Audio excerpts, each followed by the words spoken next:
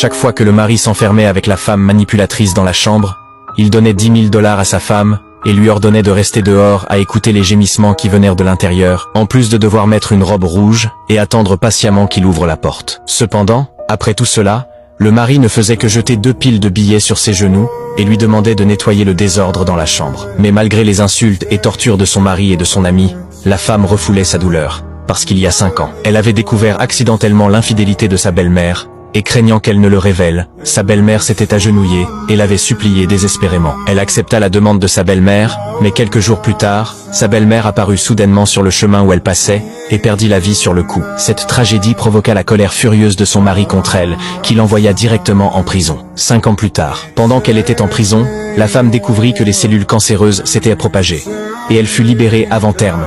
Mais après sa sortie, elle n'alla pas révéler la vérité à son mari.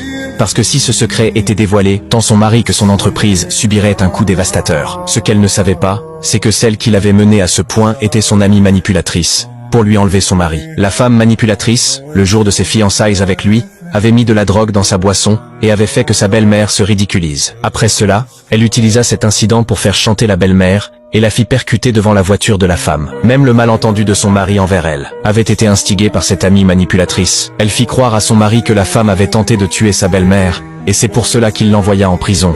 Mais la femme ne savait rien de tout cela. Et encore naïve, elle pensait qu'elle devait mourir pour protéger ce secret. La femme devint danseuse dans un bar, et son premier groupe de clients fut son mari et son ami. Quand le mari la vit, il la jeta au sol, et la rendit ridicule aux yeux de ses amis pour avoir travaillé dans cet endroit juste après sa sortie de prison. Sans aucune honte, quand l'homme apprit qu'elle n'avait pas d'argent, il jeta une pile de billets au sol et l'obligea à boire. Mais elle savait qu'il ne lui restait que 2 semaines à vivre, et le médecin lui avait dit qu'elle ne devait pas boire d'alcool. Cependant, face aux humiliations de l'homme, elle ne résista pas et but l'alcool d'un trait. Mais l'amie manipulatrice fit preuve d'une grande méchanceté envers elle. Non seulement elle l'humilia avec de l'argent, mais elle la força aussi à boire 1 litre de bière. L'alcool provoqua une aggravation rapide de la maladie de la femme. Elle alla aux toilettes et commença à vomir et à s'évanouir. Le mari, l'apprenant, courut vers les toilettes, mais la femme manipulatrice utilisa comme prétexte qu'elle ne pouvait pas entrer dans les toilettes des femmes et mentit, disant qu'elle avait juste trop bu, et pressa l'assistant de dire qu'il s'était trompé.